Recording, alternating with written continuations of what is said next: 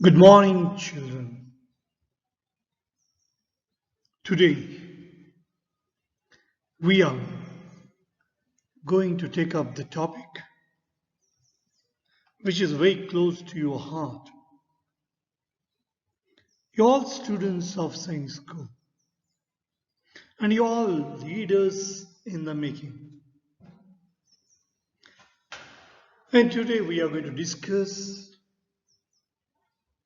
the books written on the war, the stories of war, and the biographies of military leaders. What do we find in these stories? Strong leadership, exemplary courage, bravery, determination to defeat the enemy, self sacrifice, and ready to risk one's life for the sake of one's motherland. So it's about all those exemplary leaders who have shown their valor in the war. So let us discuss about the books which narrate the tales of the battle and the leaders who have led the army. So let us discuss these books. War is unquestionably mankind at its worst. Yet paradoxically, it is in war that individual men often show the very best of themselves. War is often the result of greed, stupidity, or depravity, but it may not often brave, loyal, and selfless. And these stories are quite interesting and exciting. And for you, a lot to learn as you are going to become the future military leaders and all their bravery, their courage, and their presence of mind at that particular time when they were in the field will help you a lot to learn the lessons of life. So let's study these books on war and biographies of military leaders. The great writers have been writing and reading about war, its causes, its effects, its heroes, its victims since the beginning. Some of our most powerful literature is either overtly about war or profoundly influenced by it. Homer's epic poems are about war. First 10 years of battle against Troy, and then 10 years of battle against nature and the gods. Thucydides, our first great historian, wrote about the Peloponnesian War, the great war between Sparta and Athens. Rome was built by war and literature, and the world has been influenced by that ever since. The American Empire is no different. Our men came home and wrote about the Civil War, about the Spanish American War, about World War I, and about World War II. A new generation has come home and has written, and they are still writing powerful books about the counter insurgency in Iraq, Afghanistan. The books which are classics, like the one here, the Homer's epic poem, that's Iliad, that's on war. Our classical book, Mahabharata, is on war. Ramayana is full of war scenes. So war in the past had a lot of significance. And those stories, when you read, you learn a lot about their bravery and their exemplary courage on the battlefield. The Iliad, the classic, it was written in the 8th century BC by Homer. Probably there was one great master later called Homer by the Greeks who pulled the whole thing together around 750 BC. Whoever he was, he had a brilliant idea of cutting through all the myths and legends surrounding the fall of Troy. If historical, it would have happened around 1200 BC to focus on a single theme, the anger of Achilles. Through Achilles, the pity, terror, and horror of war is focused, as well as its screaming thrills and delights. Even after thousands of years, it still conveys the intensity of combat with startling immediacy. Homer presents the clash of fundamental approaches, straightforward martial power and prowess as embodied by Achilles, and wisdom or cunning as practiced by Odysseus. War and Peace, written by famous writer Leo Tolstoy. You must have read his stories. They are so touching, and we can see their human values. So, in Russia's struggle with Napoleon, Tolstoy saw a tragedy that involved all mankind. Greater than a historical chronicle, War and Peace is an affirmation of life itself, a complete picture, as a contemporary reviewer put it, of everything in which people find their happiness and greatness, their grief and humiliation. So, this book was written in the year 1868, and you must read this book. It's a classic in itself. Tolstoy's depiction of the 1812 Battle of Borodino and the events leading up to that terrible battle is the finest piece of war fiction ever written. The Battle of Borodino is probably the best account of the gritty warfare of this period, to say nothing of Napoleon's abandonment of 30,000 sick and wounded in the city of Vilnius, Lithuania. The Face of Battle, a study of Agincourt, Waterloo, and the Somme. So, this book narrates the stories of three battles. The Face of Battle is military history from the battlefield. A look at the direct experience of individuals at the point of maximum danger. It examines the physical conditions of fighting, the particular emotions and behavior generated by battle, as well as the motives that impel soldiers to stand and fight rather than run away. The Face of Battle, written in the year 1976 by John Keegan. Quite simply a landmark book. Keegan inspired the socio-military, common soldier-oriented school of thought that has rejuvenated the study of warfare in the last few decades. Perhaps the most influential work of military history published in the vast half century.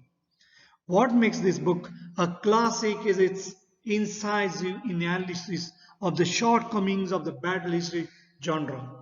Still the best work on the human dimension of war in three periods. So the Battle of Agincourt, the Battle of Waterloo, and the Battle of the Somme. The Battle of Britain. 5 months which changed history. If Hitler fails to invade or destroy Britain, he has lost the war, Churchill said in the summer of 1940. He was right. The Battle of Britain was a crucial turning point in the history of Second World War. Had Britain's defenses collapsed, Hitler would have dominated all of Europe and been able to turn his full attention east to the Soviet Union. The German invasion of France and the Low Countries in May 1940 was unlike any the world had ever seen. It hit with a force and aggression that no one could counter, and in just a few short weeks, all in the way crumbled under the force of the Nazi hammer blow. With France facing defeat and with British forces pressed back to the Channel, there were few who believed Britain could possibly survive. Soon it seemed Hitler would have all of Europe at his feet.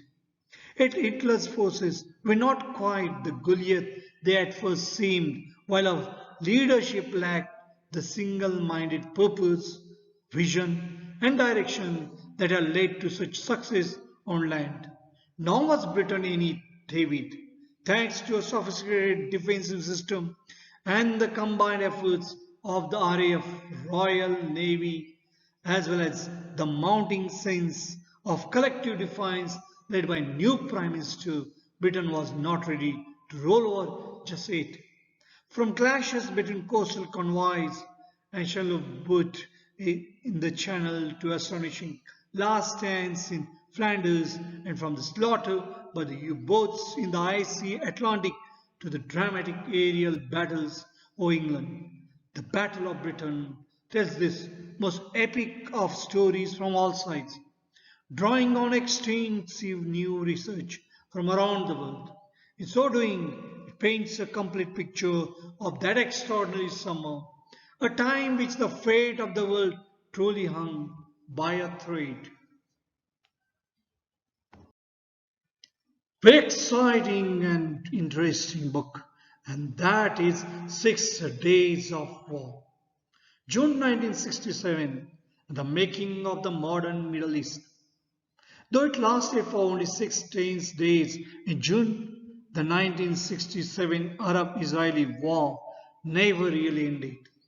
Every crisis that has ripped through this region in the ensuing decades, from the Yom Kippur War of 1973 to the ongoing Intifada, is a direct consequence of those 6 days of fighting. Michael B. Oren's magnificent 6 Days of War, an internationally acclaimed bestseller, is the first comprehensive account of this epoch-making event. Writing with a novelist's command of narrative and a historian's grasp of fact and motive, Oren reconstructs both the lightning, fast action on the battlefields and the political shocks that electrified the world.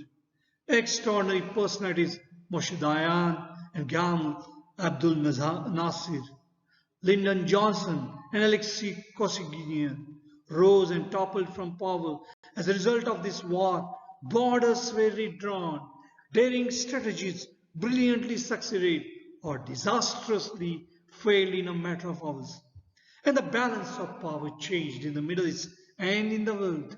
A towering work of history, an enthralling human narrative.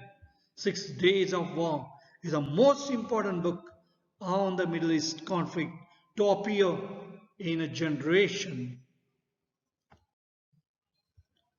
So now let us take up some of the biographies of great military leaders. The study of war is a study of life because war is life in the rarest sense.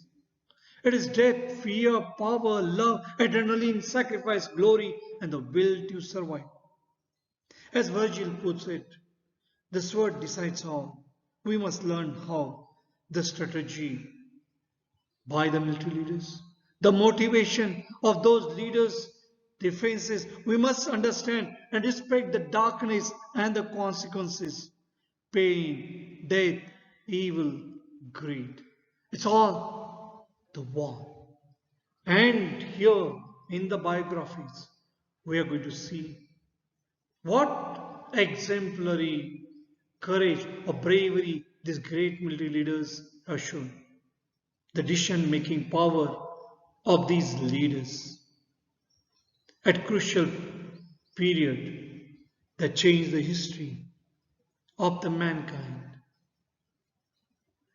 And today what we are, it's all because how in the past these great military leaders had taken the decisions on the battlefield and the exemplary bravery that they had shown on the field.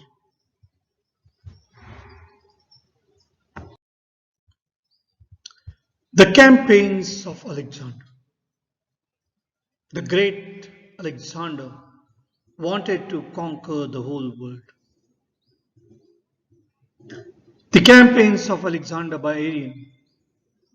The writer is Arian. Arian, this writer, gifted us with two amazing documents.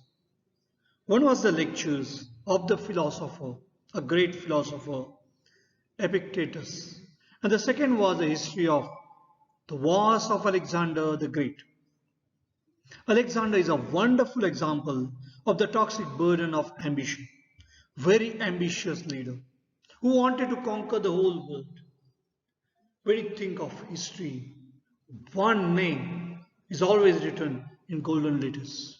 One name stands out from all other great military leaders, and that is of Alexander.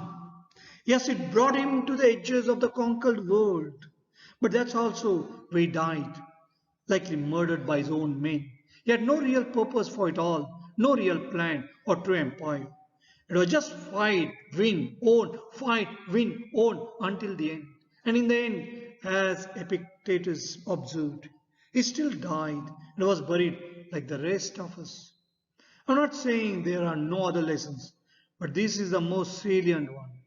Other lessons include leading from the front and the importance of speed, surprise, and boldness. What a great military leader requires. Another great book on Alexander is Stephen Pressfield's The Virtues of War. We know about Chinggis Khan, or he's also called as Genghis Khan, as a cruel leader. But here we are concerned with his leadership qualities. And this book reflects all that. So Genghis Khan, who is also called as Chinggis Khan, and the making of the modern world.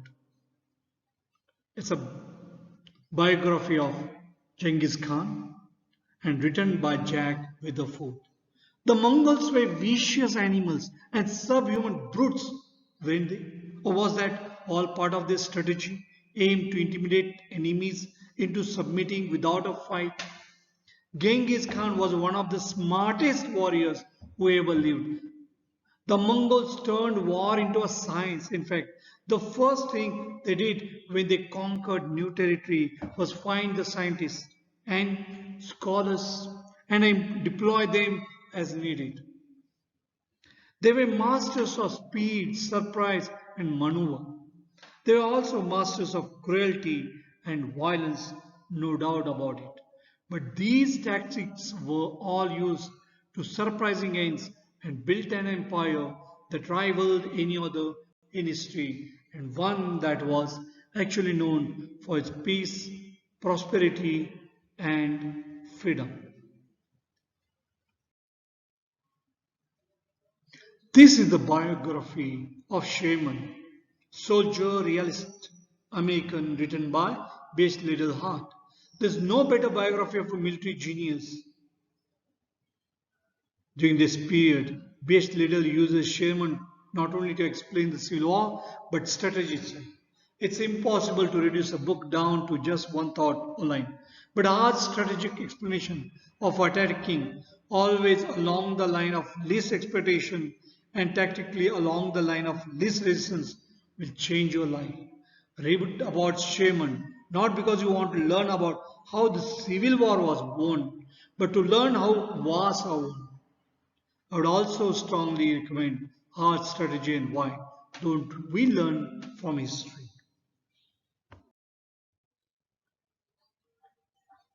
Erwin Rommel was a German general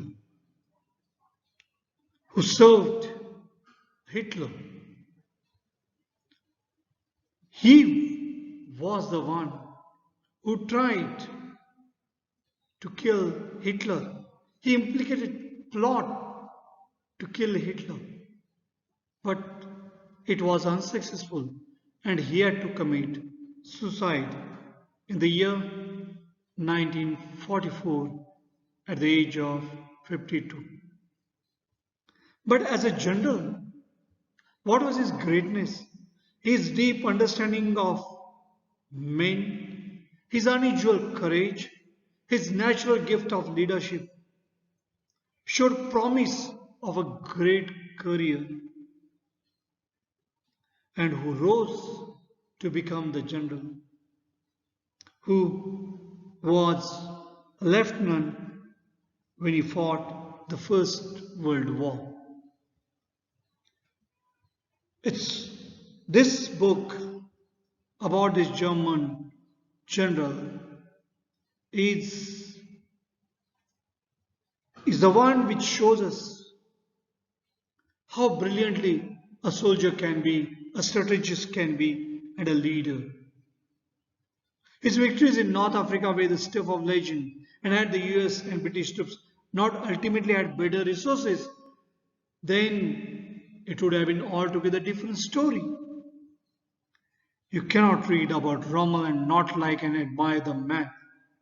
So if you read about Rommel, you'll know about his qualities and how he understood the people and how he has taken the decisions at the battlefield. I'm saying this so you will be prepared and ready to remind yourself that doesn't excuse his actions, but you can still learn many of his qualities.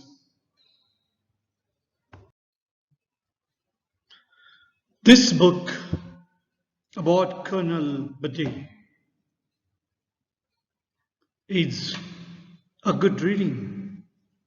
American Patriot, The Life and Wars of Colonel Bade. He died in the year 2013.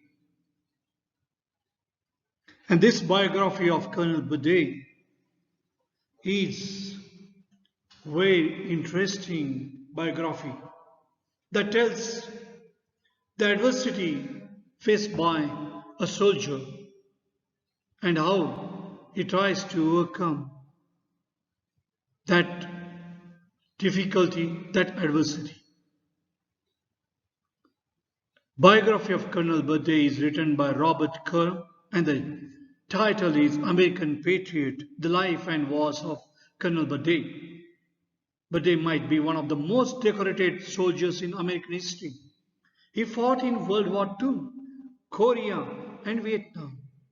It was in Vietnam where he made history.